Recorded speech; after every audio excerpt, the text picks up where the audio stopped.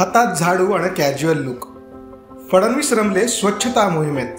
पंतप्रधान नरेंद्र मोदींनी देशातील सर्व मंदिर व परिसर स्वच्छता करण्याचं आवाहन केलं. त्यानुसार राज्यातील भाजप नेत्यांकडून स्वच्छता मोहीम हाती घेण्यात आली.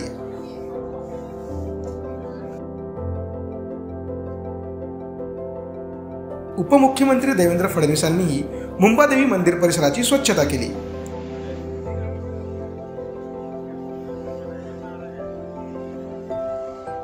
यावेळी फडणवीसांचा हटके अर्थात कॅज्युअल लुक चर्चेचा विषय ठरला.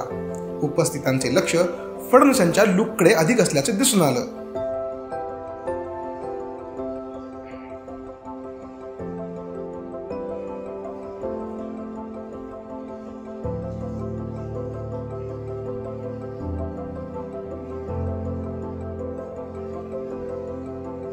यावेळी त्यांच्यासोबत विधानसभा अध्यक्ष राहुल नार्वेकर, पालकमंत्री दीपक केसरकर आणि मंगलप्रभात लोढा देखील उपस्थित होते. स्वच्छतेनंतर माध्यमांशी संवाद साधताना फडणवीसांनी मन मोकळं केलं. ते म्हणाले, मोदीजींनी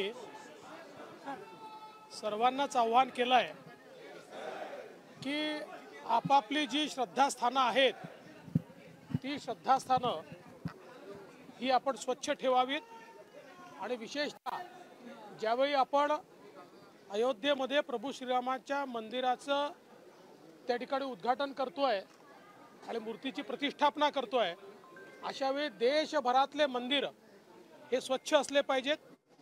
आणि म्हणून आमच्या मुंबईची, जिला आम्ही आराध्य दैवत म्हणून अशा मुंबादेवीमध्ये आम्ही सगळे आलो होतो आणि प्रतिकात्मक रूपाने आम्ही या ठिकाणी स्वच्छता केली आहे.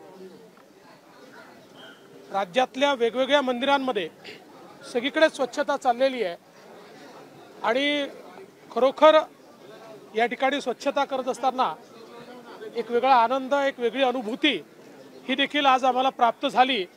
म्हणजे केवळ हे स्वच्छता अभियान नाही आहे, तर यातनं मनाला देखील चांगलं वाटतं आणि शेवटी ज्या श्रद्धेने आपण ईश्वराच्या चरणी जातो तिथे जर स्वच्छता असली तर ती श्रद्धा निश्चितच वृद्धिंगत होते.